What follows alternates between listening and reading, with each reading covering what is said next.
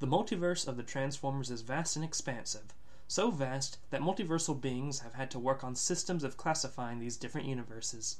Today we'll be discussing how to name universes in 6 different classification systems. First, there is what I like to call shorthand notation. Shorthand notation is the informal way to classify universes, and is often used in the real world. Naming a universe by shorthand usually means calling the universe by the work of fiction it came from.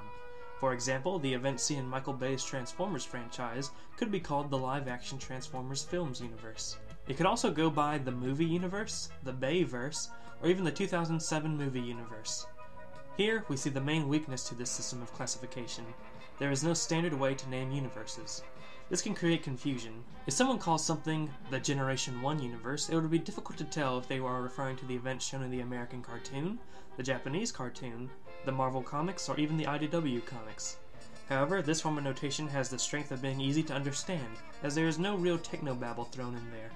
Very similar to shorthand, we now have quintesson notation. Some quintessons in the multiverse use this system to refer to universes they discovered.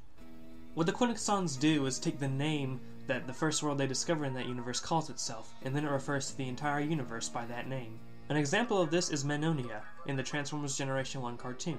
The quintessons themselves have not discovered many universes, so this system isn't usable for us, because that would mean almost every Transformers universe would be simply called Cybertron. Some GoBots universes use GoBots notation, though it's hard to fully understand what it exactly entails. We know that by GoBots notation, your home universe would be called Level 1, and other universes would likewise be called Levels. Unfortunately, this means that Level 1 is the name for the home universe in the perspective of every GoBot, no matter which universe they come from. This makes GoBots notation impossible to understand unless you yourself are a native of a GoBot universe, and even then you would only know the GoBots notation of your own universe. Similar to GoBots notation, we have strata notation. Strata notation is used by the inhabitants of the universe where the Battle for Planet Earth Generation 1 audio stories takes place, and only 2 universes are known by the strata notation. This form of notation is effectively impossible to understand. Now we have alternity notation, which is the second most used notation within the multiverse. The notation system was created by the Alternity, and they classify each universe by the term world. For every single universe, they give a world name to each universe. This system is weak in the fact that it requires a unique name to be applied to every single universe. This brings us to trans-tech notation. The trans-tech notation is the most precise form of classification, though it is usually hard to comprehend quickly. It is used by the trans-techs who monitor the multiverse. There are 3 parts of trans-tech notation: cluster, coordinates, and a Greek letter. Let's break this down. First, we have the cluster. The trans-techs group similar universes by clusters. They are the following: Primax, the Generation 1 clusters.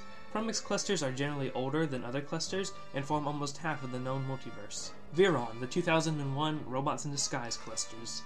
Aurex, the Unicron Trilogy clusters. Tyran, the live-action movie clusters.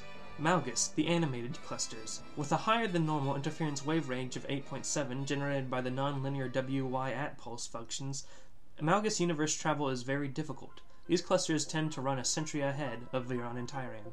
Uniend, the aligned clusters.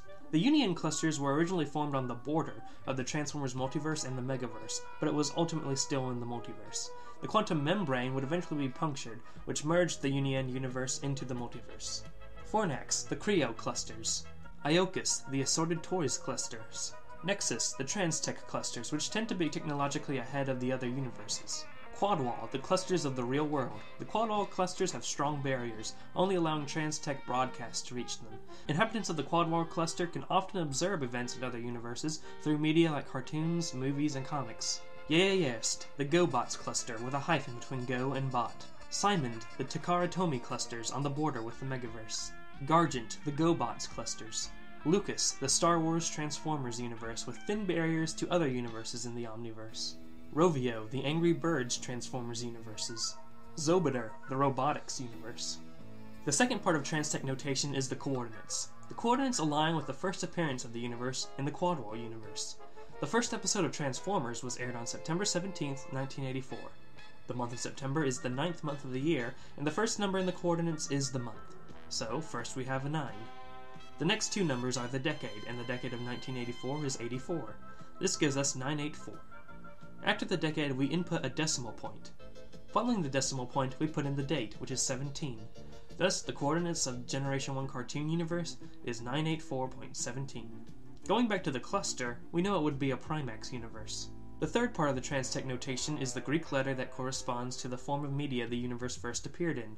These are Alpha for an animated series, Beta for material found in or on the box of Transformers merchandise, Gamma, comic book series, Delta, live-action movie, Epsilon, any official fiction from the Transformers Club or conventions, Zeta, text stories and other printed works, Eta, radio stories, audio stories, or books on tape, Theta, live-action performances or spoken word, Iota, internet-only information, Kappa, games, including video games, Lambda, still images like posters or covers. Continuing our classification of the American Generation 1 cartoon universe, we see that it is called Primax 984.17 Alpha. There are some more modifiers as well. A minus symbol at the beginning of a coordinate represents that it's a negative polarity universe where morality is swapped.